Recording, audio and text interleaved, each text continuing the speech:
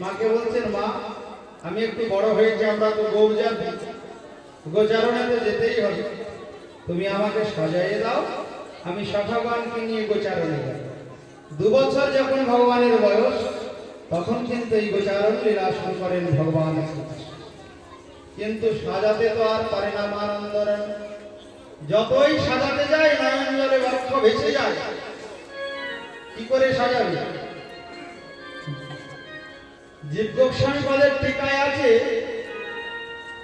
যখন মা সাজাতে যাচ্ছে, যে অঙ্গে মায়ের নয়ন পড়ছে সেইখান থেকে আর নয়ন অন্য জায়গায় সরছে পাচ্ছে না। ভ্রমর যেমন মধু খেতে গিয়ে আটকে যায়, তদ্রূপ মায়ের এই নয়ন ভৃঙ্গ ওই গোপালের মুখ পদ্মে আটকে যাচ্ছে।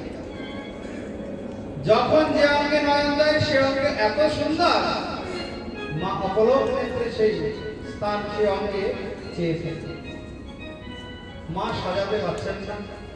ওদিকে সখাগণকে কথা দিয়েছে, আমি গোচারণে যাব। সখাগণ এসে বলে, কানাই সিধা মজাইয়া কহে নন্দের নন্দনা, আরে বুঝিতে না পারি কানাই তোমার মন্ত্রণা। তুমি রইলে ঘরে বসি, ওই মাঠে গেল পার, উন্মত্ত হইয়া বেড়ায় যতে রাখা।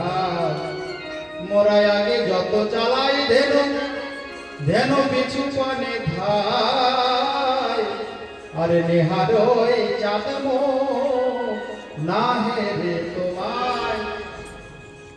ওই পশুগুলোও বনে যেতে চায় না, কানে তোকে ছাড়া পশুগুলোও যেতে চায়, তোকে এত ভালোবাসে। পদকর্তা বললেন, কাকে পশু বলছো শ্রীরাম? আরে পশু বলতে হলে আমাকে বলো। যে কৃষ্ণকে এত ভালোবাসে, কৃষ্ণকে ছাড়া বনে যেতে চায় না, তাদেরকে তুমি পশু বলছো? আমাকে পশু বলো। যে কৃষ্ণকে ভালোবাসতে পারলাম না আমি, যাকে ভজন করার জন্য, ভালোবাসার জন্য এই জগতে শ্রীরাম অনেকক্ষণ দাঁড়িয়ে আছে, কানায় আসে না। কিছুক্ষণ পরে এসে বলছে, শ্রীরাম তোরা একটু গোচারণে যা, আজকে আমি আর যাব। এই কথা যেই বলেছে, সখাগণের মনে বড় দুঃখ, খুব দুঃখ। মানে ও তোর মা বুঝি তোকে খুব ভালোবাসে, বল আমাদের মা নেই, আমাদের বুঝি মা নেই। জানি রে তোর মায়ের মন, দাম বলছি তোকে কত ভালোবাসে, একটু নবনীর তরে বেঁধেছিল গাছে। এ ভালোবাসা আমাদের মা কোনদিন বাঁধেনি এরকম। জমালয় অর্জুন যেদিন পড়েছিল গায়ে, তোর মা আনন্দ রানী বল আছিল কোথায়? আমরা ছিলাম যেদিন জমাল অর্জুন তোর গায়ের উপরে পড়ে, কে ছিল তোর কাছে? আমরা ছিলাম। আর আজ খুব মাকে খুব মায়ের উপরে দরদ নাকি? হ্যাঁ, হে দে রে কানাই ভাই তোর সঙ্গ চাই। কেন জানিস? ক্ষুধা হইলে গহন কাননে খাইতে পাই। যদি যখনই ক্ষুধা লাগে তখনই আমরা খেতে চাইলে তুই আমাদের খাবারের ব্যবস্থা করিস। মরিলে না মরি কত, মোরা বিপদ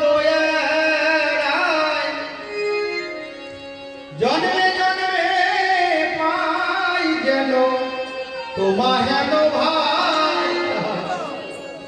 গোপাল কানাই শুধু এই জন্ম জন্ম জন্মে যেন তোর মতো আমরা ভাই, শুধু এই জন্মে নয়, যেন চরণে ছাড়া করিস না ভাই, যেন চরণ ছাড়া করিস না ভাই। শুধু এই জন্মে নয়, জন্মে জন্মে যেন চরণ ছাড়া করিস না ভাই। এই জন্মে নয়,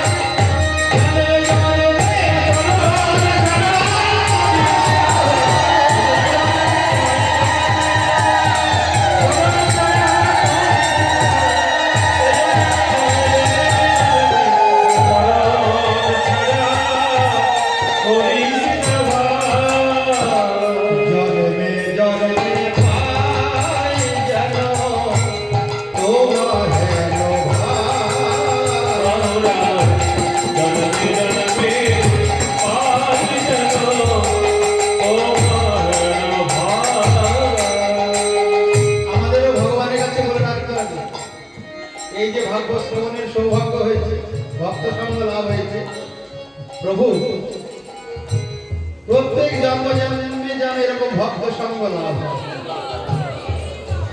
শুধু এজন্য না, আগে থেকে বলে রাখতে হবে তোমার ভগবান, যেখানেই তুমি জন্ম দেবে, যেখানেই জন্ম হবে, যেন তোমার চরণে ভক্তি থাকে। ভক্তিবিনোদ ঠাকুর বললেন, পশু পক্ষী হয়ে থাকি স্বর্গে বা নিরয়ে, তব ভক্তি রঘু ভক্তি বিনোদ হৃদয়ে। মম জন্মনি জন্মনীশ্বরে ভবতার ভক্তি রহে। যেন প্রত্যেক জন্মে এরকম ভক্ত সঙ্গ পায়, ভক্ত সঙ্গে তোমার নাম তোমার কীর্তন শ্রবণ করতে পারে। তো ভগবান শ্রীকৃষ্ণ সখাগণকে নিয়ে গোচারণে গেলেন। রাজন গোচারণে গিয়ে একদিন সবাই গোল হয়ে বসে সেবা করছেন। সখাগণ যা খাবার নিয়ে গিয়েছে, আগে নিজে সেবা করে, নিজে সেবা করে যেটা ভালো লাগে ওই কানাইয়ের বদলে দেয়। কানাই, ভাই এটা দেখ আমার মা দিয়েছে, কত সুন্দর, কত সুস্বাদু। আগে নিজে খেয়ে তারপরে ভগবানকে। ব্রহ্মা চিন্তা করলেন, দর্শন করে হাই হাই, এই কৃষ্ণ নাকি ভগবান অনাদি রাজি গোবিন্দ সর্ব কারণের কারণম, এরকম উচ্ছিষ্ট খাচ্ছে কেন সকালে?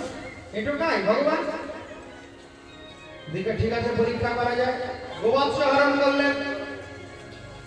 হঠাৎ সকাল দেখে গোচারণ ভূমিতে গোবৎস নেই। ভগবান বললেন, তাহলে আমি একটু অন্বেষণ করে আসি। যে খুঁজতে গেলেন ভগবান তখন সখাগণকে হরণ করলেন। এই ব্রহ্মা সখাগণকে হরণ করলেন। ভগবান চিন্তা করলেন, ও আমাকে পরীক্ষা করতে চাও, ঠিক আছে, তুমি যে একা সৃষ্টি করতে পারো তা না, আমিও সৃষ্টি করতে পারি। তোমাকে আমি দায়িত্ব দিয়েছি সৃষ্টি করা। এর মানে এই নাই যে আমার কোনো ক্ষমতা নাই সৃষ্টি করার। ভগবান নিজ অঙ্গ থেকে গোধেনু, গোবৎসগণ এবং সখাগণকে সৃষ্টি করলেন। এইভাবে রাজন 1 বৎসর কেটে গেল। ভগবান নিত্য যেমন গোচারণে আসেন, গোচারণ থেকে ফিরে যান, এইভাবে 1 বৎসর কেটে যাওয়ার পরে, 1 বৎসর অতিবাহিত হওয়ার পরে ব্রহ্মা চিন্তা করলেন, কি ব্যাপার, কৃষ্ণ যেমন গোচারণে যায় তেমন তো এখনো যায়, তাহলে কি আমার গোবৎসগণকে হরণ করেছে? কারণ কৃষ্ণ তো চুরি করার স্বভাব,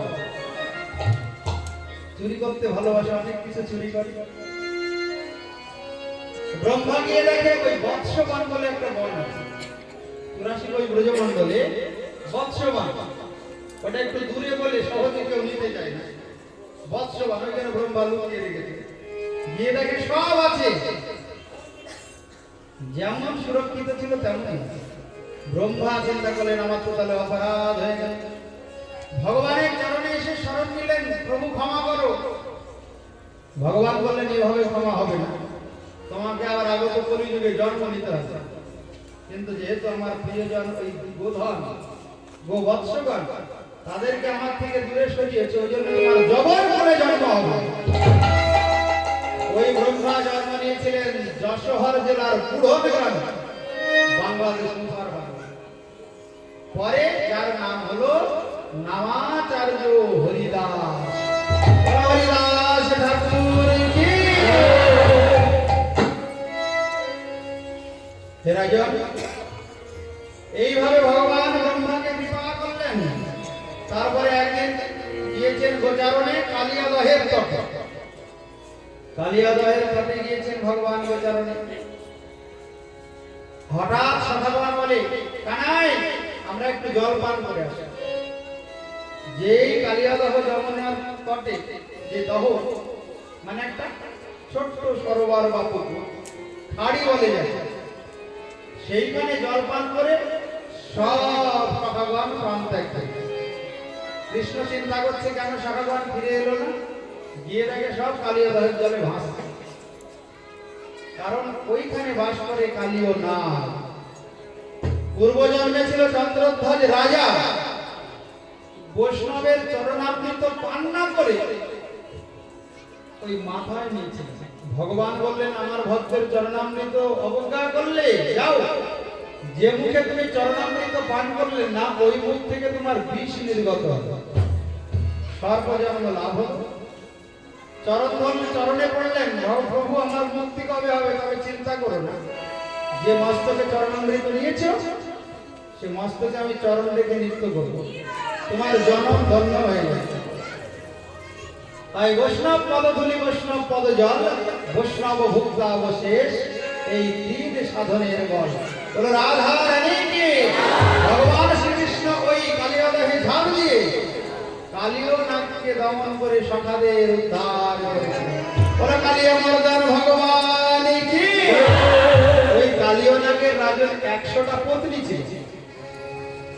কালিয় নাগের পত্নীগণ ভগবানের চরণে প্রার্থনা করেছিলেন, প্রভু তুমি আমাদেরকে বিধবা করো না, অন্তত স্বামীর প্রাণ ভিক্ষা দাও। ভগবান কালিয়কে কিন্তু বধ করেনি, হত্যা করেনি, ছেড়ে দিয়েছিলেন। বললো তুমি রমণক দ্বীপে চলে যাও, যেখান থেকে এসেছে।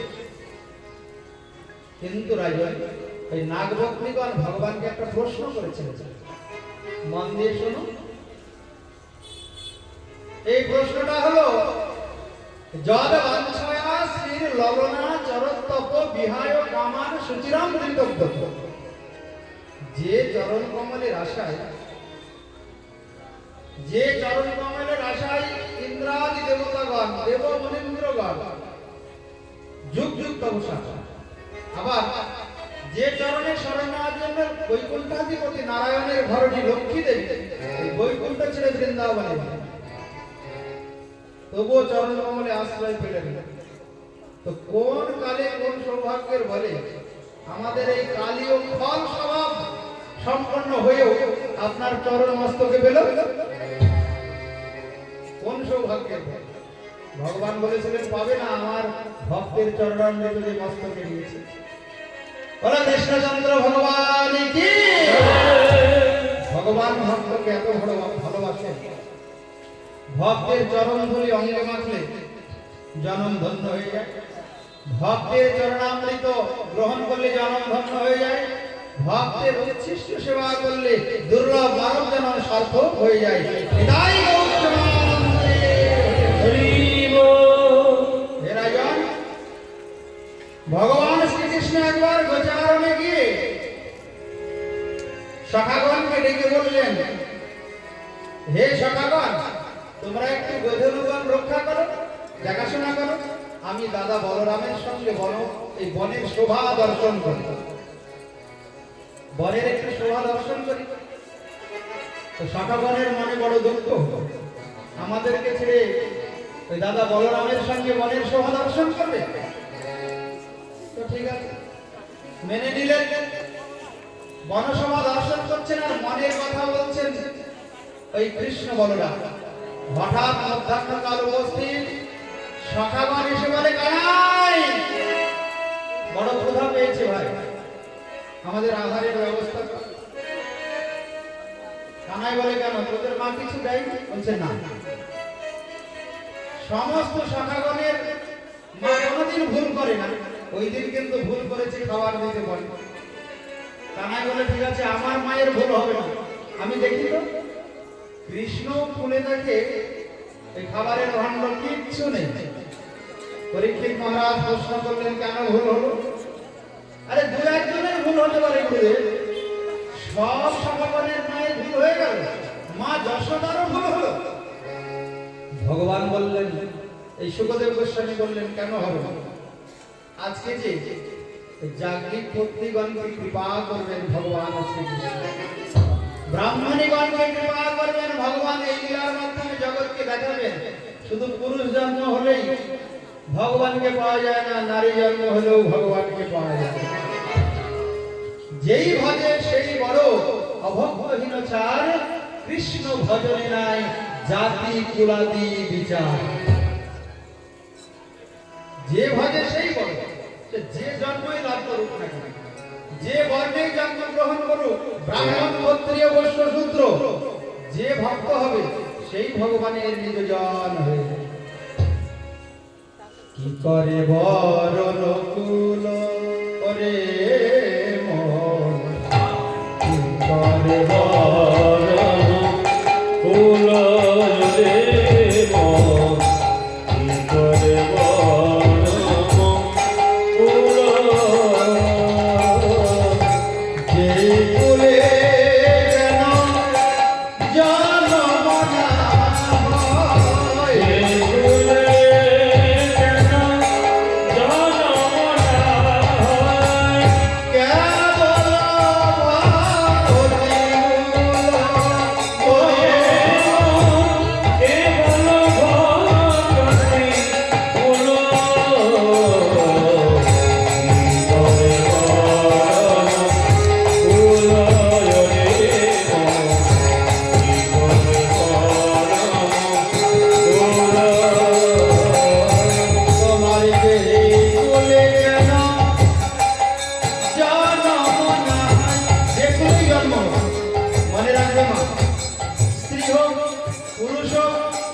হোক, পাখি হোক, চন্ডাল হোক, যেই করে জন্ম হোক, হৃদয়ে যদি ভক্তি থাকে তাহলে তুমি ভগবানকে পাবে। দেখো পশু কুলে ধন্য বীর হনুমান, পশু কুলে ধন্য বীর হনুমান, শ্রীরাম ভক্ত রাম, শ্রীরাম ভক্ত রাম। আবার রাক্ষস হইয়া বিভীষণ বইতে, রাক্ষস হইয়া বিভীষণ বইছে, ঈশ্বর সভার মনা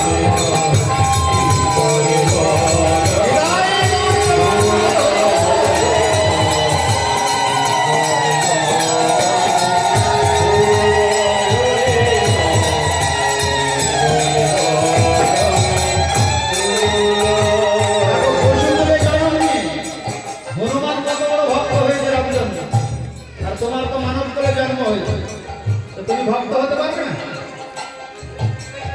আর পশু জন্ম লাভ করে হনুমান যদি এত বড় ভক্ত হয়, তুমি মানব জন্ম দিয়েছে, যে জন্মটা সমস্ত জন্মের মধ্যে শ্রেষ্ঠ জন্ম, এই জন্মটাকে যদি তুমি ভেলায় হারিয়ে ফেলে, তাহলে পরে মানব জন্ম দিয়ে লাভটা কি হবে? রাক্ষস করে জন্ম নিল বিভীষণ, দেখো রামচন্দ্রের কত বড় ভক্ত। তাই যে কুলেই জন্ম হোক না কেন, পুরুষ হোক নারী হোক, ব্রাহ্মণ হোক ক্ষত্রিয় হোক, বৈশ্য হোক শূদ্র হোক, হৃদয়ে ভক্তিটাই হলো আসল।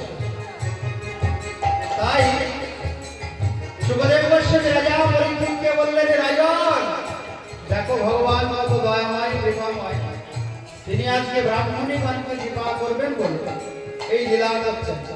যোগমায়া সব ভুলিয়ে দিয়েছে, মা যশোদাকে ভুলিয়ে দিয়েছে ওই খাবার দিতে। ভগবান বললেন ওই দূরে ওখানে ব্রাহ্মণগণ যজ্ঞ করছে, সখাগণ তোমরা যাও গিয়ে বলো অদূরে কৃষ্ণ বলরাম গোচারণে এসেছেন, তারা বড় ক্ষুধার্ত, একটু তাদের সেবার জন্য কিছু দান করতে। সখাগণ গিয়ে ব্রাহ্মণগণকে বললেন, ব্রাহ্মণগণ একবার তাকিয়েই মাথা নিচু করে নিলেন, হ্যাঁ আমাদের এখনো যজ্ঞ সম্পন্ন হয়নি, আর আমরা কৃষ্ণ বলরামের জন্য খাবার দান করে দেব, তার সেবার দ্রব্য দান করবো, হবে না। সখাগণ বিষণ্ণ বদনে ছুটে মানে কষ্ট তুলনা। ভগবান বললেন কোনো চিন্তা নয়, ওই ব্রাহ্মণীগণের কাছে যাও। তাদের গৃহে যে ব্রাহ্মণী আছে তাদের কাছে গিয়ে দেখো, বলে না যাবো না, যদি না যাবো বলে গিয়েই দেখো না। সখাগণ ব্রাহ্মণীর গণের নিকটে গেলে গিয়ে বললেন কৃষ্ণ বলরাম ক্ষুধার্ত, গিয়ে দেখেন কি তারা একসঙ্গে বসে কৃষ্ণ কথায় আলোচনা করছে। সখাদের মনে বড় আনন্দ হলো, ব্রাহ্মণীগণ কিন্তু অভক্ত নয়, ভক্ত, কৃষ্ণ ভক্ত। ওই জন্যে বৈষ্ণব সঙ্গেতে মন আনন্দিত অনুক্ষণ সদা হয় কৃষ্ণ পরশন। যখনই যারা ভক্ত হয় প্রকৃত বৈষ্ণব, দু চারজন এক জায়গায় হলে তারা কৃষ্ণ কথা আলোচনা করে। আর যারা দুর্ভাগা হতভাগা হয়, এই এক জায়গা হলেই ব্যাস পরনিন্দা পরচর্চা, হ্যাঁ ওর বাড়ি এই হয়েছে, ওর বাড়ি এই হয়েছে, শুরু হয়ে গেল। কিন্তু যারা সৌভাগ্যবান সৌভাগ্যবতী, যারা কৃষ্ণকে পেতে চায়, কৃষ্ণ দর্শন করতে চায়, তারা সব সময় কৃষ্ণ কথা আলোচনা করে। ব্রাহ্মণীগণ কৃষ্ণ কথা আলোচনা করছেন। সখাগণ গিয়ে বললেন অদূরে কৃষ্ণ বলরাম গোচরণে এসেছে মা, তারা বড় ক্ষুধার্ত, কৃষ্ণ বলরামের সেবার জন্য আপনারা কিছু দেন। বলেনি যে আমরা ক্ষুধার্ত। এই কথা শোনার সঙ্গে সঙ্গে ওই যাত্রী পত্নীগণ, এই ব্রাহ্মণীগণ তাড়াতাড়ি করে ওই সেবার বস্তু প্রস্তুত করে তৈরি করে তারা সোনার থালায় করে নিয়ে যাচ্ছে। সুখদেব গোস্বামী রাজা পরীক্ষিতকে বললেন, রাজন সুস্বাদু অন্ন ব্যঞ্জনাদি নিজ হস্তে প্রস্তুত করে স্বর্ণ থালায় করে সাজিয়ে মাথায় করে নিয়ে যাচ্ছেন রামধনীগণ। ভগবানের চরণে এসে উপস্থিত হলেন, ভগবানের সেবা দিলেন। ভগবানের সেবা দেওয়ার পরে বলছেন, প্রভু বহু জন্মের বাসনা ছিল, নিজে হাতে তোমার সেবা, নিজে হাতে সেবা দেওয়ার আনন্দই আলাদা। সন্তানকে মা যদি নিজে হাতে সেবা দেয়, যতটা আনন্দ মায়ের হয়, অন্য কেউ সেবা দিলে মায়ের আনন্দ হবে? ভগবানকে নিজে হাতে সেবা দিতে হবে। নিজে হাতে সেবা দিয়ে জীবন ধন্য হলো, কিন্তু প্রভু আমরা আর ঘরে ফিরে যাব না। বলে কেন? কারণ আমরা যখন আসি তখন ওই ব্রাহ্মণগণ আমাদের যারা জাগতিক পতি তারা বাধা দিয়েছে। তারা বলেছে তোমরা যদি আমাদের কথা অমান্য করে যাও আর তোমাদের ঘরে নেব না। তাই আমাদেরকে আর ঘরে নেবে না, আমরা ফিরে যাব। প্রভু তোমার চরণে আমাদের আশ্রয় দাও। হে গোবিন্দ রাখো চরণে, মোরা তব চরণে শরণাগত। আশ্রয় দাও, আশ্রয় জন, আশ্রিত জন। হে গোবিন্দ রাখো চরণে। ভগবান বললেন হবে না, এভাবে তোমাকে যদি আমি এখন চরণে আশ্রয় দিয়ে দিই তাহলে কলঙ্ক হবে। তোমরা এক কাজ করো, তোমরা গৃহে ফিরে যাও। বলে না, যাবো না। গেলে আমাদেরকে ঘরে প্রবেশ করতে দেবে না, ঢুকতে দেবে না। বলে না, দেবে। কেন দেবে না? তোমরা গিয়ে দেখো, আমি প্রত্যেকটা জীবের মধ্যে পরমাত্মা রূপে বিরাজ করি, তোমাদেরকে সমাদরে গ্রহণ করব। ভগবানকে প্রণাম করে ওই ব্রাহ্মণীগণ গৃহে ফিরে গেলেন। দেখেন ব্রাহ্মণগণ মনে বড় দুঃখ তাদের। ব্রাহ্মণগণ দুঃখ করছে আর বলছে তোমরাই ভাগ্যবতী গো, এত কাছে কৃষ্ণ বলরাম এলো, আমরা চিনতে পারলাম না, অভিমানে দাও দাও একটু কৃষ্ণের রাম বৃতরা। এই বলে আদর করে সমাদরে তাদের গৃহে নিলেন। ভগবান বলেছিলেন, হে ব্রাহ্মণীগণ, তোমাদের মনে বাসনা আমার চরণে আশ্রয় লাভ করা, আমাকে প্রতিরূপে লাভ করা, তোমাদের মনোবাসনা পূর্ণ হবে। আমি যথা সময়ে তোমাদেরকে বংশী ধ্বনি করে ডাকবো। হরি ভগবান। এইভাবে এক এক করে অগাসুর, বাগাসুর, ধেনুকাসুর জাতির পত্নীগণকে কৃপা করতে করতে ভগবানের 7 বছর বয়স হয়ে গেল। একদিন ভগবান শ্রীকৃষ্ণ দেখেন ব্রজবাসীরা সবাই ইন্দ্র পূজা করার জন্য অনেক কিছু তৈরি করছে। কৃষ্ণ বললেন, এত আয়োজন কিসের? না, পিতা নন্দ মহারাজ আদি ব্রজবাসীরা সবাই বলল যে আমরা ইন্দ্রের পূজা করবো। বলছে কেন? বলছে ইন্দ্রের পূজা না করলে ভালো বর্ষা হবে না। ইন্দ্র দেবতাদের রাজা, ইন্দ্র বরুণ দেবকে বলবে জল বৃষ্টি দান কর, তাহলে ভালো বর্ষা হবে। আর ভালো বর্ষা হলে বৃন্দাবনে ভালো ঘাস জন্ম নেবে। আর ভালো ঘাস হলে পরে আমাদের গধূলিগণ ভালো ঘাস খেয়ে ভালো দুগ্ধ প্রদান করবে, আর আমাদের ব্যবসাটা ভালো হবে। ভগবান বললেন, আরে ইন্দ্র তো দেবতা, ইন্দ্র বিপদে পড়লে যার কারণে শরণ নেয়, তোমরা তার পুজো করো। বলে রাধা রানী কি? সে কে? বলে সে হলো গিরিরাজ গোবর্ধন। বলে গিরিরাজ মহারাজ, গিরিরাজ মহারাজ সাক্ষাৎ ভগবান, তার পুজো করো। বৃন্দাবনে আছে, দেখবে তোমাদের মনোবাসনা সব পূর্ণ হয়ে যাবে। তো এত সুন্দর করে কথা বলে কৃষ্ণ, কণ্ঠটা তো খুব মিষ্টি। দেখবেন কোকিলকে সবাই ভালোবাসে, কিন্তু কাককে কেউ ভালোবাসে? ভগবান শ্রীকৃষ্ণ যেমন সুন্দর, তার কণ্ঠস্বর অপূর্ব। মিষ্টি সুরে বললেন। ব্রজবাসীরা চিন্তা করলেন, বলে ঠিক আছে, একবার ওই ইন্দ্র পূজা বন্ধ করে গিরি গোবর্ধনের পূজা করা যায়। বললেন, শোনো, গিরিরাজ মহারাজ অনেক বড়, তার দেহ, অনেক বড় উদর, তার কিন্তু ক্ষুধা অনেক। তোমাদের ঘরে যা যা আছে সব রান্না করবে, গাড়ি ভর্তি করে নিয়ে আসবে। এবার অন্ন, ডাল, রসা, শুক্তো যার যা ছিল ঘরে সব রান্না করে গিরিরাজের কাছে উপস্থিত করে কৃষ্ণ এমন করে বুঝিয়ে দিয়েছে। এখন বলতে শোনো, ভালো করে সাজানো হলো। প্রথম ব্রজবাসীরা বলে আরে পূজারি কে হবে?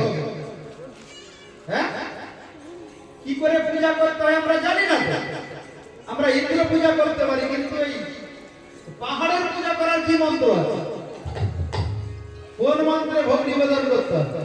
কৃষ্ণ বলে কোনো চিন্তা নেই, আমি সব জানি। কেন, আমি কি পূজারি হতে পারি না? পছন্দ হচ্ছে না আমাকে নাকি? আমি সব মন্ত্র জানি, পূজা করে দেবো।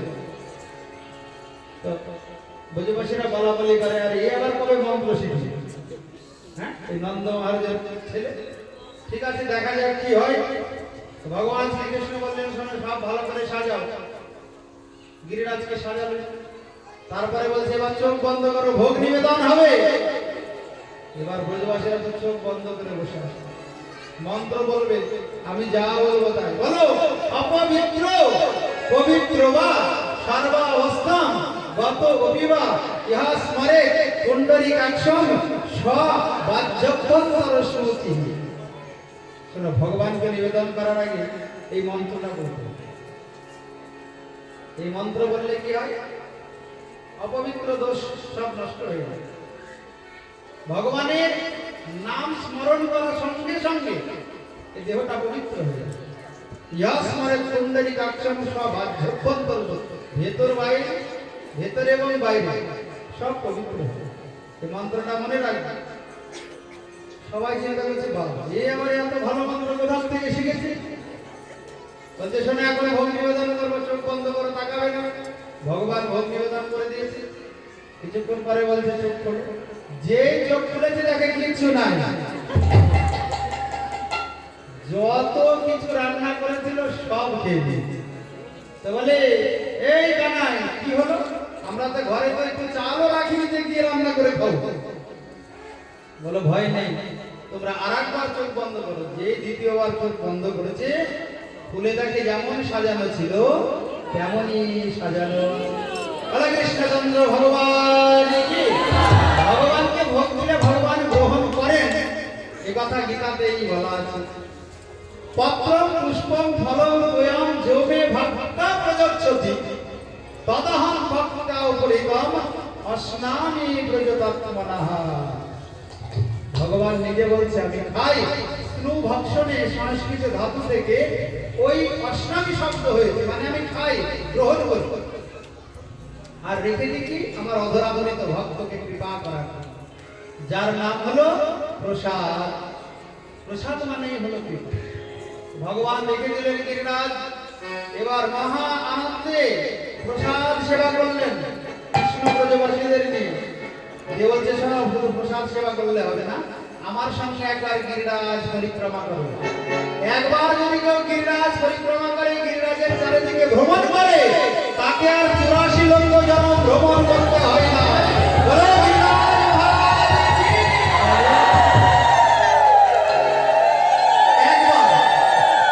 একবার যদি এই গিরি গোবর্ধন কেউ ভ্রমণ করে, তাকে আর 84 লক্ষ জন্ম ভ্রমণ করতে হবে। যারা বৃন্দাবনে যাননি মা, তারা বৃন্দাবনে যাবেন, একটু সময় থাকবে। একবারে যদি শেষ সময়ে কেউ বৃন্দাবনে যাবে, তাহলে কি আর গিরিরাজ পরিক্রমা করতে পারবে?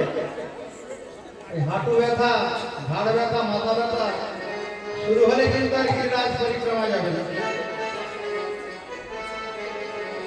শ্রী গোবর্ধন মহারাজ মহারাজ তেরে মাथे গোবর্ধন মহারাজ,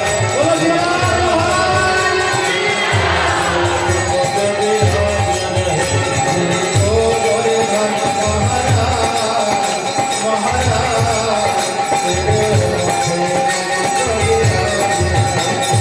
গোবর্ধন মহারাজ, মহারাজ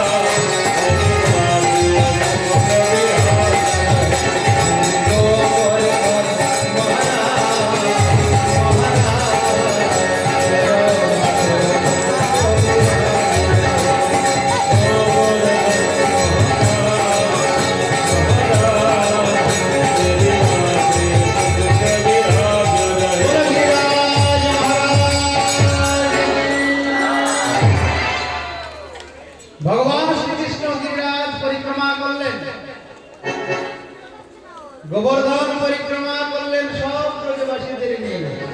পরিক্রমা শেষ না হতেই দেখে আকাশের দিকে তাকিয়ে আকাশে উঠেছে মেঘ, আর মেঘ গর্জন করা শুরু করেছে।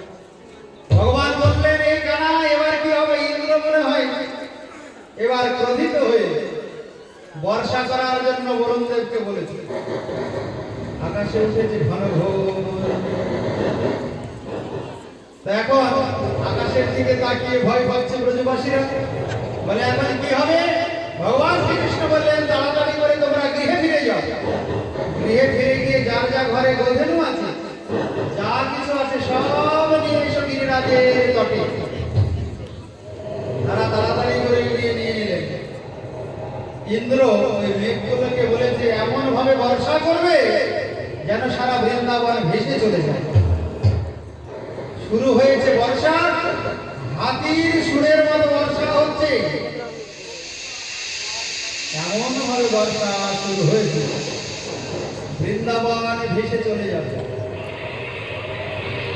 ভগবান শ্রীকৃষ্ণ রাজন তখন ইতি উঠতেন যেন হস্তে নেও কৃত্বা গোবর্ধনা চলম দধার লীলায়া কৃষ্ণ ছত্রাকম ইব বালক। হে রাজন, ভগবান শ্রীকৃষ্ণ এক হাতে গোবর্ধনকে তুলে ধরলেন। এখানে কিন্তু আঙ্গুলের কথাটা নেই। আমরা কি দেখি? কৃষ্ণ আঙ্গুলে গিরিরাজকে ধারণ করেছেন, কিন্তু ভাগবতে আঙ্গুলের কথা নেই। ভাগবতে আছে একেন হস্তে, এক হাতে। তাহলে আঙ্গুল কোথা থেকে এলো?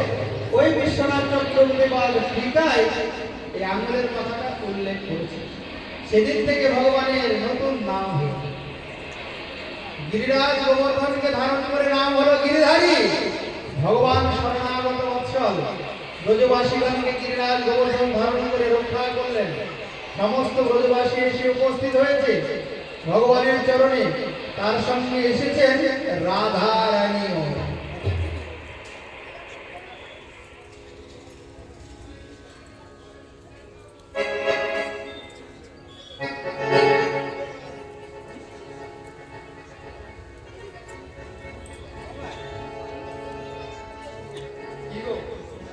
সুদীপ্তি শশী দেবী দাস আজকে এই খরচা দিয়েছে।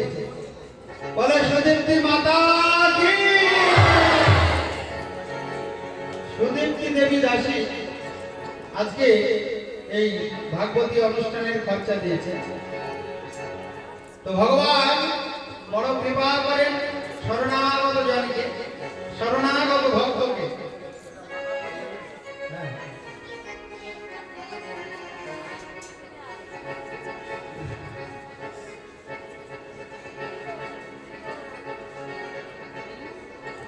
তো ভগবান শ্রীকৃষ্ণ গিরি গোবর্ধন ধারণ করে ব্রজবাসীদেরকে রক্ষা করলেন। নাম হলো গিরিধারী। বলে গিরিধারী ভগবান কি? সেদিন থেকে ভগবানের নতুন নাম হয়ে গেল গিরিধারী। হে রাজন, এইভাবে ভগবান ব্রজবাসীদেরকে রক্ষা করলেন। কিন্তু ওই গিরিরাজের তটে এসেছিল আর একজন, যে সদা সর্বদা ভগবানের চিন্তা করেন আর ভগবান তার চিন্তা করেন। তার মধ্যে ভগবানের প্রীতি ভালোবাসা পরিপূর্ণ হয়ে আছে। বলো রাধা রানী কি?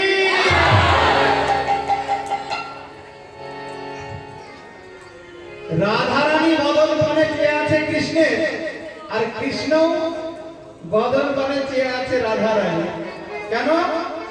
বলছে তুমি এত সুন্দর, তোমার কাছে গেলে তোমার বদন বনে না চেয়ে থাকা যায় না। তুমি সুন্দর তাই চেয়ে থাকি প্রিয়, সে কি মোর অপরাধ। কিন্তু ঘটনা কি ঘটলো? যেই কৃষ্ণ রাধারানীর বদন বনে চেয়েছেন, সঙ্গে সঙ্গে কৃষ্ণ না চঞ্চল হয়ে, মন চঞ্চল হয়ে। মা যশোদা বুঝতে পারলেন কৃষ্ণ চঞ্চল হয়ে পড়েছে। হঠাৎ যদি এই গিরিরাজ সবার মাথার উপরে পড়ে, তাহলে তার বিপদের শেষ থাকবে না। রাধারানীকে তাড়াতাড়ি সরিয়ে দিল। ভগবান বললেন, ইন্দ্র তোমাকে আমি ক্ষমা করে দিলাম। কেন? আমার যে প্রিয়তমা শ্রীমতী রাধারানী, তোমার জন্য আমি নিকটে পেয়েছি। সেদিন থেকে ভগবানের নতুন নাম হয়ে গেল গোবিন্দ। বলো গোবিন্দ দেব ভগবান কি? ওই ইন্দ্র স্বর্গ থেকে সুরভি গাভী এনে অভিষেক করেছিলেন, আর অভিষেকের জলে একটা কুণ্ড তৈরি হয়েছিল। ওই জন্য গিরিরাজের তটে এখনো গোবিন্দ কুণ্ড বিরাজমান। বলো গোবিন্দ ভগবান কি? রাজন ভগবান শ্রীকৃষ্ণ যারা একাদশী করেন তাদেরকে বড় ভালোবাসেন।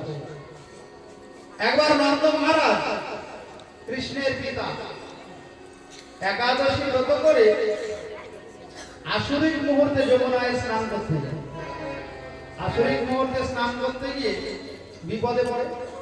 যেই যমুনায় ডুব দিয়েছে সঙ্গে সঙ্গে ওই বরুণের অনুচর, জলের দেবতা যে বরুণ, তার অনুচর, বরুণের অনুচর ওই নন্দ মহারাজকে ধরে নিয়ে চলে যায় বরুণ লোকে।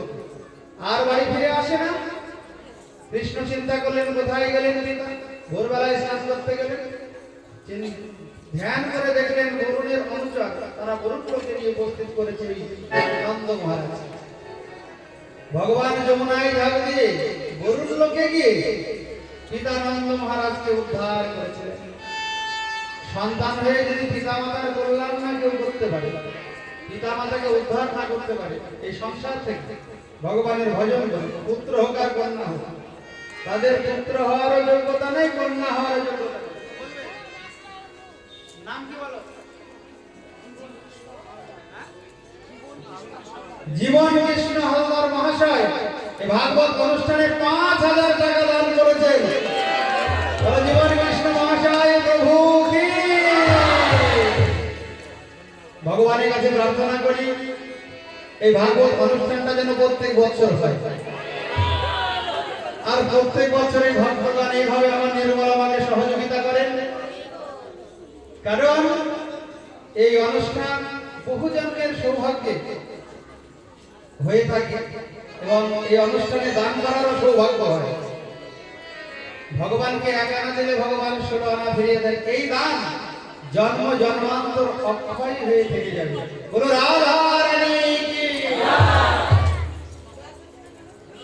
দাতব্যমিতি যদ্দানম দিয়তে অনুপকারিণে দেশে কালে চ পাত্রে চ তদ্দানম সাত্বিকম বিস্মৃতম। ওই জন্য দান একটু দেখে শুনে করতে হয়। কোথায় দান করলে সেটা আমার ভগবানের সেবায় লাগবে। কেউ যদি কন্যা দান করতে যায় ভালো করে পাত্র দেখে শুনে তো করে না, যাকে তাকে কন্যা দিয়ে দেয়। কন্যা দান করতে গেলে যদি তুমি বিচার করে দান করো, তোমার এই টাকা পয়সা দান করতে হলেও তোমাকে একটু দেখে শুনে দান করতে হবে। বলো রাধা রানী কি? ভগবান শ্রীকৃষ্ণ বরুণ লোকে গিয়ে এই নন্দ মহারাজকে উদ্ধার করলেন। হে রাজন, সময় এলো এবার রাসলীলা। ভগবান লীলা করেছেন যত, তার মধ্যে সর্বশ্রেষ্ঠ লীলা হলো ভগবানের এই রাস। রাস কাকে বলে? রসানাম সমূহ ইতি রাস। সমস্ত রসের যেখানে সমাহার তাকে বলা হয় রাস। ভগবানের মুখ্য ৫টি রস আর গৌণ হলো ৭টি রস। মুখ্য ৫টি রস হলো শান্ত দাস্য শোক বাৎসল্য মধুর, আর হাস্য করুণ অদ্ভুত ভয়ানক বীর বিভৎস। এই ৭টি রস হলো গৌণ রস। এই দ্বাদশ রসাত্মক ভগবান শ্রীকৃষ্ণ তিনি এই রস সমূহকে নিয়ে লীলা করেছিলেন। সর্বলীলার মুকুটমণি এই রাস লীলা। নাম হয়েছিল রাস বিহারী ভগবান। বলো রাস বিহারী ভগবান কি? এই রাসলীলাই কিন্তু আজকের আমাদের শেষ লীলা। আজকে রাসলীলা শ্রবণ করার পরেই বিশ্রাম হবে, কিন্তু মন দিয়ে শুনবেন এই রাসলীলা। পরীক্ষিত মহারাজ প্রশ্ন করলেন এই রাসলীলা শুনলে কি হয় আগে বলুন। ভগবান এত শ্রেষ্ঠ লীলা কেন করলেন? সর্বশ্রেষ্ঠ লীলা ভগবানের এই যে রাসলীলা তিনি কেন করেছেন? এই রাসলীলা শ্রবণ করলে বিশেষ ফল লাভ হয়। সমস্ত ভগবানের লীলা শুনলে যা ফল রাসলীলা শুনলে তার থেকে কোটি গুণ ফল বেশি লাভ হয়। বলে রাধা রানী কি? ভগবান শ্রীকৃষ্ণ এই লীলা করেছেন জীবগণকে আনন্দ দেওয়ার জন্য। পরম রসবাদম্বময়ী এই লীলা রাসলীলা। ভগবান ভক্ত বৎসল, ভগবান ভক্ত বৎসল যে যেমন ভাবে ভগবানকে পেতে চায় ভগবান তাকে তেমন ভাবে দর্শন করে। ভগবান রামচন্দ্র অবতারে যখন দণ্ডকারণ্য মানে ভ্রমণ করছেন 60,000 বালকৃত ঋষি ঊর্ধ্বপদে হেমকুণ্ডে তারা ভজন করছিলেন, তপস্যা করছিলেন। রামচন্দ্র যখন সীতা বিমানে ক্রন্দন করেন হা সীতা বলে, তখন ওই ঋষিগণ চিন্তা করলেন সীতাকে এত ভালোবাসেন ভগবান যার জন্য ক্রন্দন করছেন, আমরাও যদি সীতার মতো হতে পারি ভগবান আমাদের তেমন ভাবে ভালোবাসেন। রামচন্দ্রের কাছে গিয়ে প্রার্থনা করলেন প্রভু তোমাকে আমরা প্রতিরূপে লাভ করতে চাই। ভগবান বললেন এই অবতারে সম্ভব নয়, রাম অবতারে আমি এক পত্নী ব্রতধারী, একটার বেশি দুটো পত্নী আমি গ্রহণ করতে পারবো না। তোমাদের মনোবাসনা পূর্ণ হবে আগত দাপর যুগে রাসলীলায়। বলো রাসবিহারী ভগবান কি? রাজন ওই 60,000 বালকৃত ঋষি হয়ে এলো ব্রজ গোপী। ওই জন্য গোপী হচ্ছে দুই প্রকার, সাধন সিদ্ধা আর নিত্য সিদ্ধা। ভগবান যখন দাপরতে এলেন শ্রীধাম বৃন্দাবন, তার সঙ্গে কিছু ব্রজগোপী এসেছিল, তারা হলো নিত্য সিদ্ধা।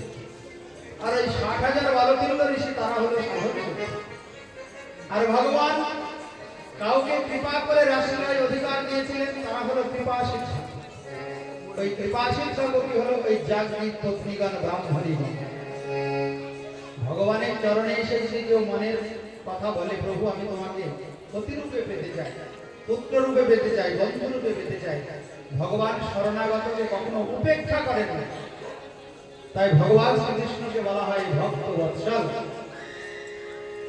রাজন এই রাসলীলা যদি কেউ শ্রবণ করে বিক্রীড়িতম ব্রজবধূ ধীরদঞ্চ বিষ্ণুঃ শ্রদ্ধয়ান্বিত অনুসূয়াৎ অথবর্ণয়িতযঃ, তিনটে ফল লাভ হয়।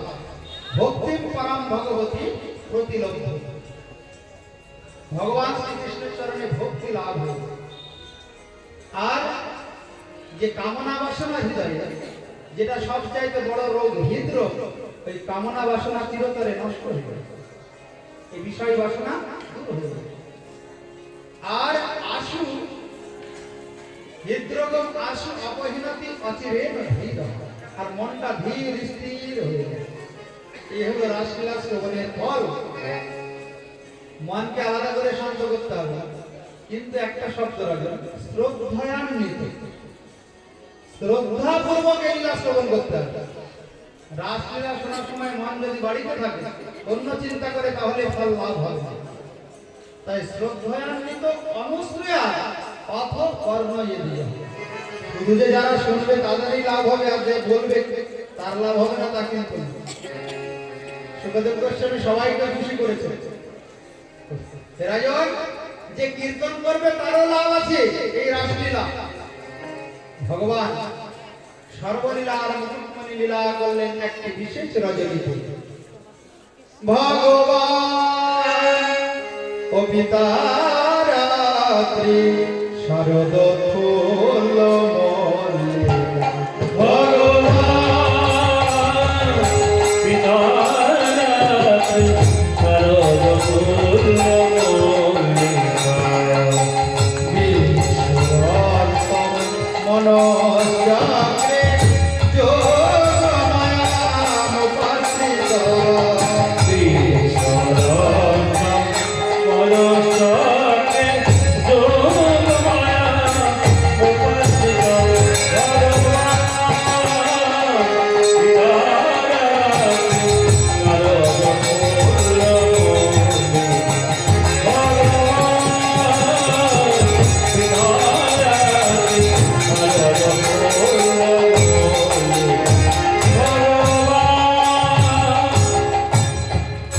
এই লীলা যার তার লীলা নয়, ভগবানের লীলা। ভগবানকে এতে চন্দ্র কালা বংশ কৃষ্ণস্তু ভগবান স্বয়ং ভগবান লীলা করলেন। ভগবান কাউরি দর্প সহ্য করতে পারে না। ভগবান শ্রীকৃষ্ণ ব্রহ্ম মোহন লীলায় ব্রহ্মার দর্প চূর্ণ করেছিলেন, ব্রহ্মার অহংকার হয়েছিল। গিরি গোবর্ধন ধারণ লীলায় ইন্দ্রের দর্প চূর্ণ করেছেন, আর ওই অগ্নির দর্প চূর্ণ করেছিলেন ভগবান দাবানল ভক্ষণ লীলায়। হে রাজন, আর রাসলীলায় ভগবান কামদেবের দর্প চূর্ণ করেছেন। ওই জন্য কাম লীলা নাই, কাম বিজয় লীলা। ভগবান শ্রীকৃষ্ণ শারদীয়া রাস পূর্ণিমায় এই লীলাটি করেছিলেন। শারদীয়া রাস রজনী, যে রজনীতে গগনে পূর্ণ চন্দ্রের উদয় হয়েছে, চন্দ্রের কিরণে সারা বৃন্দাবন উদ্ভাসিত আলোকিত। চন্দ্রের কিরণ পড়েছে যমুনার জলে, যমুনার জল ঝলমল ঝলমল করছে। বৃন্দাবনে বইছে মৃদু মন্দ পবন, হয়েছে ষড়ঋতুর আগমন।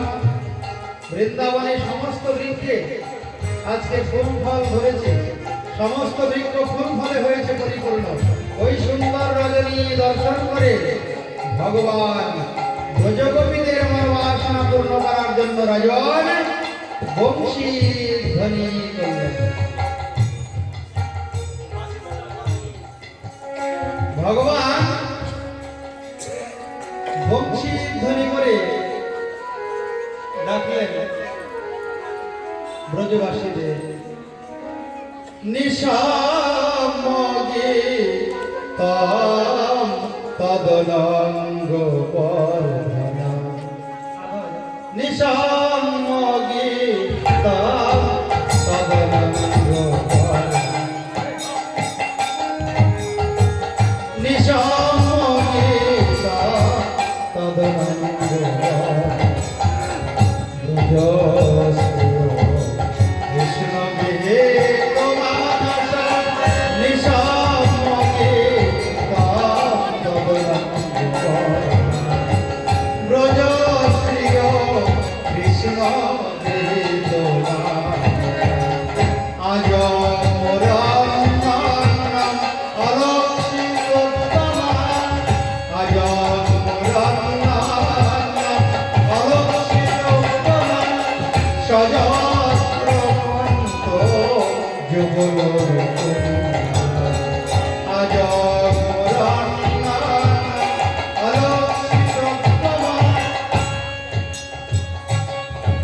সুখদেব গোস্বামী বললেন, রাজন নিঃসম্ম গীতম তদনঙ্গ বর্ধন। ভগবান যখন বংশীর ধ্বনি করলেন, ওই গীত শ্রবণ করে, বংশীর ধ্বনি শ্রবণ করে ওই ব্রজগোপীদের মন উতলা হয়ে গেল। ব্রজগোপীগণ হলেন পাগল, তারা ওই কৃষ্ণের বংশীর ধ্বনি শুনে কৃষ্ণ চরণে উপস্থিত হওয়ার জন্য বিবিধ অলঙ্কারে সুসজ্জিত হওয়া শুরু করল। নিঃসম্ম গীতম তদনঙ্গ বর্ধনম ব্রজস্ত্রিয় কৃষ্ণ গৃহীত মানস। বংশীর ধ্বনি ভগবান এমন ভাবে করেছে, ব্রজবাসীগণের ব্রজগোপীগণের দেহে আর মন নেই। দেহে যদি মন না থাকে তারা সাজবে কি করে, শৃঙ্গার করবে কি করে? খুব চেষ্টা করছে শৃঙ্গার করা, কিন্তু শৃঙ্গার করতে পারছে না, সাজতে পারছে না। চোখে কাজল দিতে গিয়ে ঠোঁটে কাজল দিচ্ছে, দেহে তো মন নেই। আলতা চরণে না দিয়ে ঠোঁটে আলতা দিচ্ছে। এইরকম হয়েছিল দশা ব্রজস্ত্রিয় কৃষ্ণ গৃহীত মানুষ। আর শৃঙ্গার করতে পারছে না। তারা মনে করছে আজ আমাদের অহোভাগ্য, ভগবান ডাকছে, আজকে আমাদের মনোবাসনা পূর্ণ হবে। আমাদের তো ভগবান ডেকেছে এখানে, না হলে কিন্তু আমরা এখানে বসে থাকতাম না। বলো কৃষ্ণচন্দ্র ভগবান কি? ভগবান যদি হৃদয় প্রেরণা না দিতেন আমরা এখানে আসতাম না। ভগবান আমাদের প্রেরণা দিয়েছেন, ডেকেছেন। ভগবান যাকে কৃপা করেন সেই তার কথা শোনে, সে তার নাম করে, সে তার ভক্ত সেবা করে। এই যে মায়েরা দান করছেন কার কৃপায় জানেন? ভগবান তাদেরকে কৃপা করেছেন বলে, তাদের মনে প্রেরণা দিয়েছেন বলে আজকে ওই নির্মলামা ভাগবতের আয়োজন করেছে। আর যারা দান করছেন তারাও ভগবানের প্রেরণায় দান করছেন। হরে কৃষ্ণচন্দ্র ভগবান কি। তো সুখদেব গোস্বামী রাজা পরীক্ষিতকে বলছেন, রাজন ব্রজগোপীগণ কি করলো জানো? আজ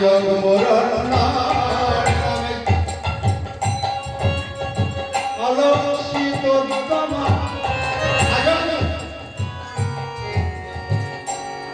এবার তারা যেমন করলো তেমন ভাবে সেজে এবার আজন্ম মানে আসছে ভগবানের চরণের দিকে। যেখান থেকে ভগবান নামশির ধ্বনি করছেন সেখানে যাচ্ছেন, কিন্তু অলক্ষিত কেউ আর কাউকে দেখতে পাচ্ছে না। সযত্র প্রান্ত জবল সযত্র প্রান্ত জবল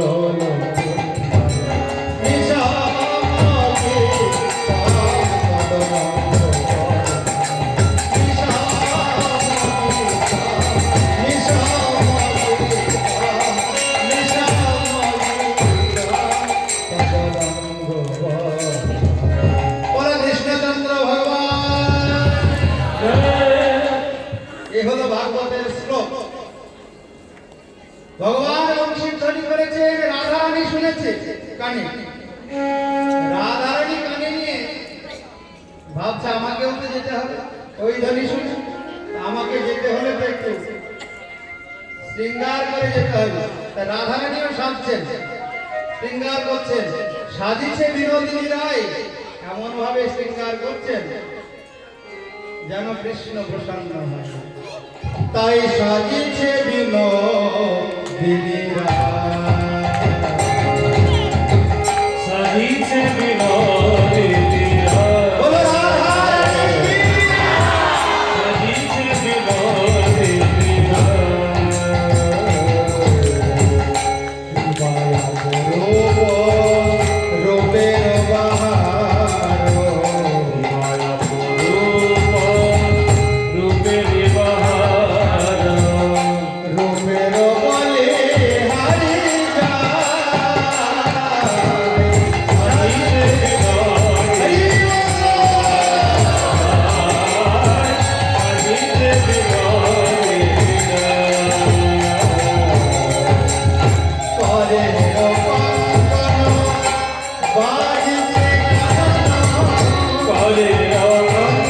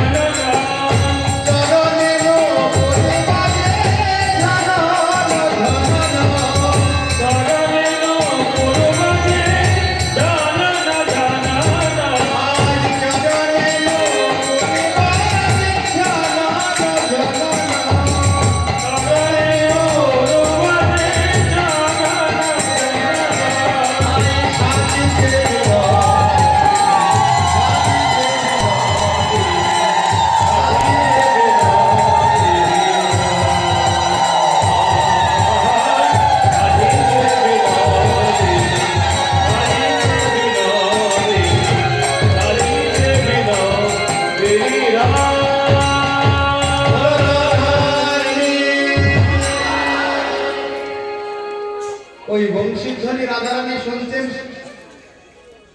যে ওই বংশীধ্বনি শুধু রাধা রাধা রাধা রাধা রাধা রাধা বলে।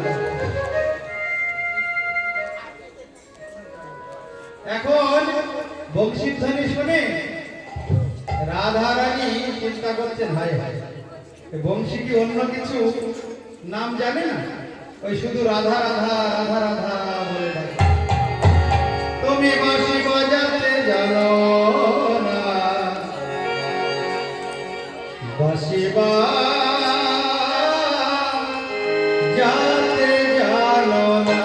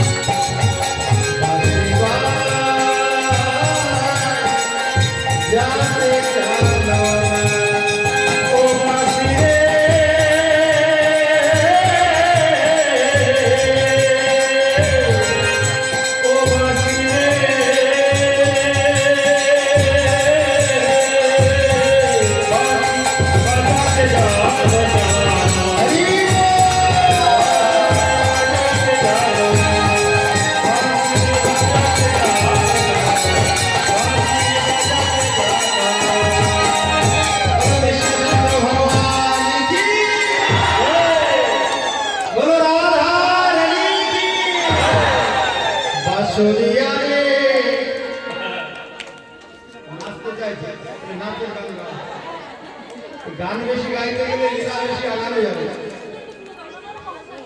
বাঁশরিয়া রে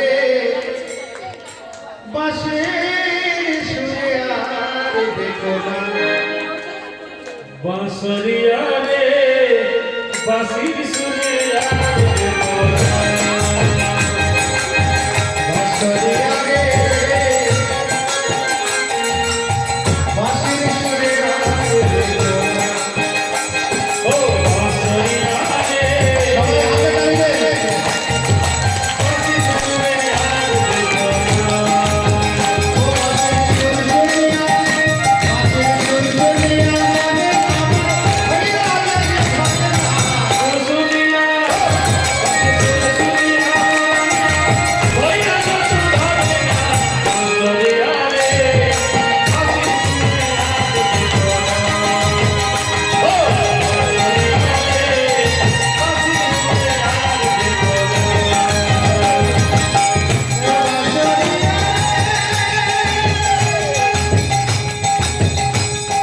কোনে মাথারে বাঁশরিয়া বানাইলে বাঁশি হইলে বানাইলে বাঁশি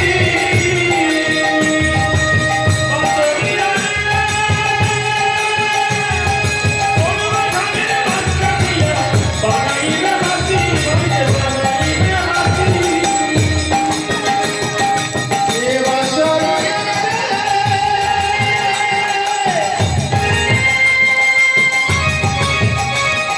কোনে মাথারে বাঁশরিয়া বানাইলে বাঁশি হইলে বানাইলে বাঁশি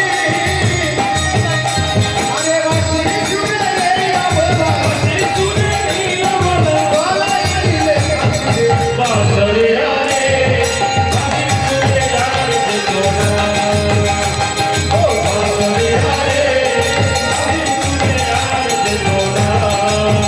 বাঁশির সুর শুনে বাঁশির সুর শুনে মনে আমার হয়ে গেছে ঘটনা। ও বাঁশির সুর শুনে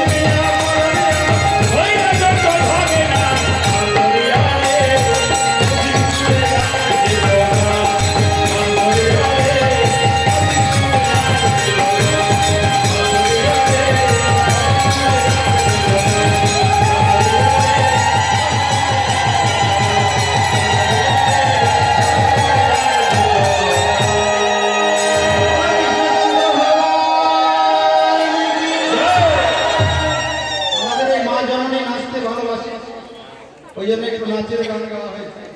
ভগবান শ্রীকৃষ্ণ বংশীর ধ্বনি বলছেন, এমন ভাবে বংশীর ধ্বনি করেছেন সমস্ত ব্রজগোপীগণ কৃষ্ণের চরণে এসে উপস্থিত হয়েছে। ব্রজগোপীগণকে দেখেই ভগবান বললেন, স্বাগতম মহাভাগা কিম করবাণি বহ। স্বাগতম মহাভাগা প্রিয়ম কিম করবাণি বহ। হে রাজন, ভগবান সবাইকে অভিনন্দন করলেন, স্বাগত জানালেন, বলেন স্বাগতম মহাভাগা প্রিয়ম কিম করবাণি বহ। ব্রজস্যান মহাপস্থিত কিম ব্রত আগমান কারণ। এত গভীর রজনীতে এই বনের মধ্যে আসার উদ্দেশ্যটা কি? বাড়ি থেকে আগুন লেগেছে নাকি, না ঝগড়া হয়েছে? এত গভীর রজনীতে তোমরা বনের মধ্যে এলে? ব্রজস্যানা মায়াম উপস্থিত, কি ব্যাপার এত গভীর রজনী? কিম করবাণি বা, কি জন্য এসেছে? দ্রুত আগমন কারণম বদ। আরে বলো কেন এসেছে এত গভীর রজনী? কেউ যদি নিমন্ত্রণ করে, তারপরে বাড়ি গিয়ে যদি উপস্থিত হওয়ার পরে বলে, কি গো হঠাৎ কি ব্যাপার এলে, কি বাড়ি ঝামেলা হয়েছে? তো কেমন লাগবে? কত বড় অপমান। আবারও বলছেন, দেখো এখানে থাকা ঠিক হবে না। রজন্যেশা ঘোর রূপা ঘোর সত্য নিষেবিতা। ঘোর রজনী, এখানে থাকা ঠিক হবে। রজন্যেশা ঘোর রূপা ঘোর সত্য নিষেবিতা নেহ স্থেয়ম স্ত্রী বিষু মধ্যমা। তোমরা দেখতে বড় সুন্দরী,